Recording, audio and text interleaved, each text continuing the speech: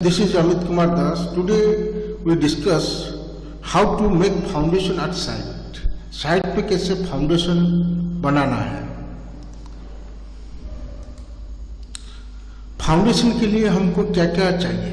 एक तो मटेरियल चाहिए, मैन पावर चाहिए, टीएनपी चाहिए, एफ2पी सुपरविजन चाहिए, तब जाके हम साइट पे एक फाउंडेशन बना पाएंगे। सबसे पहले मटेरियल डिस्कशन करते हैं। मटेरियल में सीमेंट, स्टील। सीमेंट अच्छा ब्रांड हो, जो अप्रूव्ड ब्रांड हो, वो सीमेंट चाहिए। Steel 8 mm, 12 mm, 16 mm, 25 mm, 32 mm, अलग अलग डाया का स्टील का रिक्वायरमेंट है। जैसे कि 8 mm स्टील जो रिंग बांधने के लिए इस्तेमाल होता है, 12 mm ए टाइप का फाउंडेशन का फ्रस्टम में लगता है, 16 mm एंगल टाइप का फ्रस्टम में लगता है, 25 mm, 32 mm चिमनी में लगता है, 25 mm ए टाइप में लगता है, 32 mm एंगल टाइप चिमनी में लगता है। कोर्स एग्रीगेट्स, कोर्स एग्रीगेट का अच्छा क्वालिटी होना चाहिए। जैसे कि 40 mm का स्टोन हो गया, 20 mm का स्टोन हो गया, सैंड हो गया, वो अच्छा क्वालिटी का होना चाहिए। उसके बाद स्टॉप्स। स्टॉप्स हर टाइप का फाउंडेशन के लिए अलग अलग स्टॉप होता है। जैसे कि ए टाइप के लिए, बी टाइप के लिए, सी टाइप के लिए, डी टाइप के लिए, आरसी के लिए अलग स्टॉप होता है। ए टाइप के लिए स्टॉप, बी टाइप स्टॉप होता है। Next man power. Man power में गैंग लीडर एक होना चाहिए, जो कि टीम को लीड करेगा, अच्छा आउटपुट देगा, टीम को मोटिवेट करेगा, ना सुपरवाइजर के साथ कोऑर्डिनेट करेगा। गैंग लीडर कॉन्ट्रैक्टर की तरफ से रहता है। और फिटर, हेल्पर कम से कम 25 से 20 आदमी रहेगा तो एक अच्छा टीम बनेगा और अच्छा खासा आउटपुट देगा एक महीने में। Next TNP. एक्सकेवेशन के लिए कहीं जेसीबी इस्तेमाल होता है, कहीं पोकलेन इस्तेमाल होता है, आज पर सॉइल के स्ट्राटा के हिसाब से, साइड के हिसाब से। कहीं ब्लास्टिंग करना पड़ता है, कहीं चिजलिंग करना पड़ता है, कहीं ड्रिलिंग करना पड़ता है। हार्डरक आ गया तो वो सब करना पड़ता है। Template and props. Template A type का टेम्पलेट होता है, बी टाइप का template, C type, D type template होता है। प्रॉप जनरली 9 मीटर 12 मीटर का प्रॉप होता है। जो लोकेशन टेम्पलेट से नहीं हो पाएगा उसको प्रॉप से किया जाता है। बेसिकली स्पेशल टावर हो गया, D+30 हो गया, D+25, D+18 प्रॉप में होता है। कहीं कहीं D+18 का टेम्पलेट भी इस्तेमाल होता है।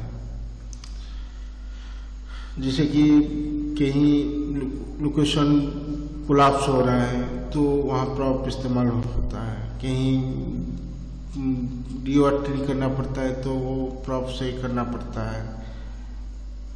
रेनी सीजन में जनरली प्रॉप में काम होता है। मिक्सर मशीन, कहीं सेल्फ लोडर या कहीं आजाक्स इस्तेमाल होता है, कहीं नॉर्मल मिक्सर मशीन भी इस्तेमाल होता है।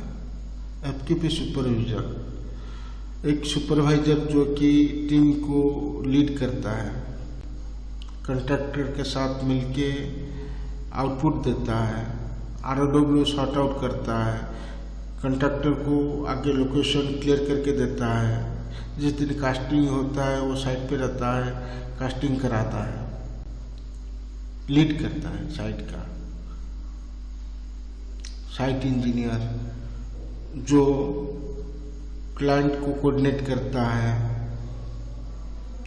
साइट का प्रॉब्लम सॉर्ट आउट कराता है।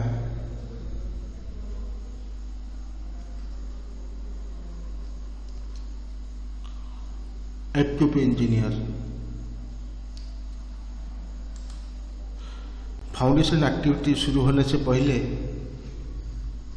सोर्स अप्रूवल करना पड़ता है। स्टील का हो गया, सीमेंट का हो गया, कोर्स एग्रीगेट 40 mm 20 mm हो गया, सैंड हो गया, सबका सोर्स अप्रूवल करना पड़ता है।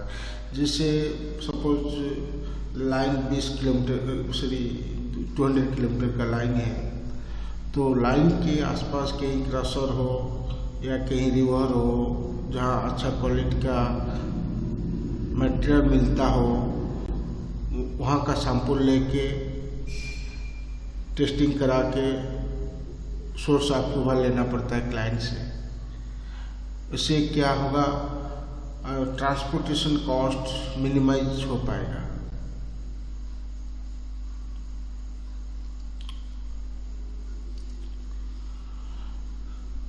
FQP engineer FQP register maintain करता है, जैसे सीमेंट का हो गया, स्टील का हो गया, कोर्स एग्रीगेट का हो गया, 40 mm 20 mm सैंड का रजिस्टर मेंटेन करता है हर लोकेशन वाइज, और क्यूब का भी मेंटेन करता है। क्यूब का हर लोकेशन का हर दिन कास्टिंग होता है, 3 क्यूब लेना पड़ता है, हर दिन 3 क्यूब। पहले तो ऐसा था कि एक लोकेशन का 2 फर्स्ट में एक चिमनी का क्यूब ले लो, वो हो जाता था। अभी तो पावर ग्रिड में तो डेली क्यूब लेना पड़ता है, और उसका प्रॉपरली क्यूब लेना, क्यूबिंग कराना, टेस्टिंग के लिए भेजना, रिपोर्ट कलेक्ट करना, क्लाइंट का वेरिफिकेशन करना, वो सब मतलब उसमें उसका रेस्पॉन्सिबिलिटी रहता है। Time to time frequency test कराना है सिविल मटेरियल का, कि उसका मेंटेन जो टेस्टिंग रिपोर्ट कलेक्ट होता है उसको रजिस्टर मेंटेन कराना, क्लाइंट का सिग्नेचर लेना, वो भी एक काम है। और अश्योर और कंफर्म करना कि साइट पे अच्छा काम हो रहा है, क्वालिटी के साथ काम हो रहा है, और जो मटेरियल इस्तेमाल हो रहा है सिविल मटेरियल, वो उसका क्वालिटी कंट्रैक्ट स्पेसिफिकेशन के साथ मीट हो रहा है, सब कुछ अच्छा काम हो रहा है, उसको अश्योर करना। वो भी basically classification of soil. Soil का क्लासिफिकेशन कैसे किया जाता है वो डिस्कशन करते हैं। नॉर्मल सॉइल या ड्राई सॉइल, इसमें लेस कोहेसिव सॉइल जो होता है वो ड्राई सॉइल कैटेगरी में आता है। हार्ड सॉइल, जो स्टीप सॉइल, जैसे ब्लैक कटन हो गया, क्ले सॉइल हो गया, ये सब सॉइल हार्ड सॉइल कैटेगरी में आता है। फिजर रॉक, ग्रेवल हो गया, कंकड़ हो गया, लाइमस्टोन हो गया, ये फिजर रॉक सॉइल कैटेगरी में आता है। हार्ड रॉक सॉइल, इसमें चिजलिंग करना पड़ता है, ड्रिलिंग करना पड़ता है, ब्लास्टिंग करना पड़ता है, ये कैटेगरी में आता है। सैंडी सॉइल, ये नेग्लिजिबल कोहेसिव सॉइल होता है, एक्सकेवेशन टाइम पे कोलैप्स होता है, ये सैंडी सॉइल कैटेगरी में आता है। Foundation classification. Foundation classification general depends upon soil structure क्या है, सॉइल का किस टाइप का सॉइल है, सबसे वाटर लेवल कहाँ पर है, सरफेस वाटर लेवल कैसा रहता है, वो सब देखने के बाद फाउंडेशन क्लासिफिकेशन फाइनलाइज होता है। और भी कहीं जैसे पहले मतलब एंगल लोकेशन का बोरिंग करके सैंपल लग के वो सब टेस्ट वगैरह होता है, वो सब हम अगला वीडियो में बताएंगे, इतना डीप नहीं जाऊंगा मैं।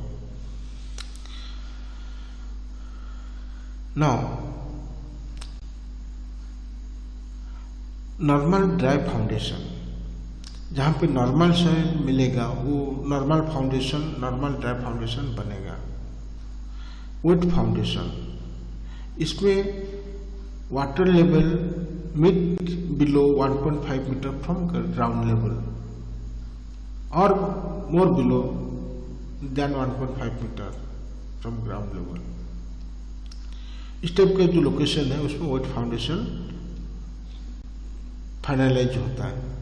PS foundation, partially submerged foundation, जब subsoil water level mid between 0.75 metre to 1.5 metre from ground level, इस टाइप का लोकेशन का फाउंडेशन पीएस फाउंडेशन बनता है। एफएस फाउंडेशन, इसमें subsoil water level mid within 0.75 metre from ground level, location को FS foundation बोलते हैं। Black cotton foundation, clay soil,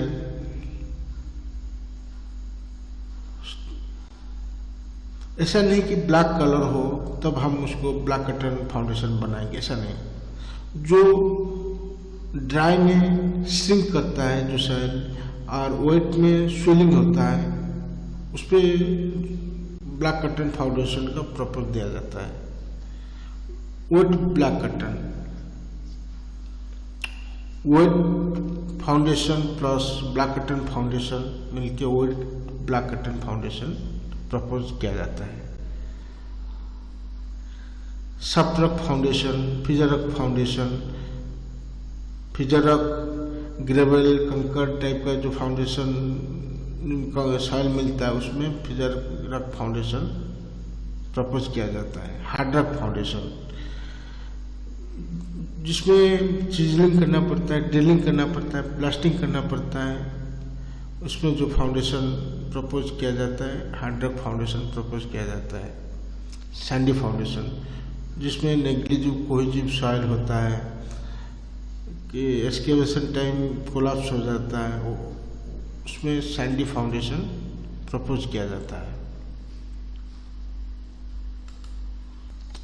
sequence of foundation work, foundation work का सीक्वेंस ऑफ एक्टिविटी, जैसे कि पिट marking देना है, फिर ट्रायल पिट करना है, फिर क्लासिफिकेशन फाइनलाइज करना है, फिर एक्सकेवेशन करना है, फिर स्टॉप टेम्पलेट सेटिंग करना है, पीसीसी करना है, रॉड बाइंडिंग करना है, फॉर्मवर्क सेटिंग करना है, फिर diagonal back to back check करना है, टेम्पलेट का ग्राउंड क्लियरेंस चेक करना है, फिर कास्टिंग करना है फ्रस्टम का, चिमनी का, फिर क्यूरिंग करना है, बैकफिलिंग करना है, 14-15 दिन क्यूरिंग भी करना है।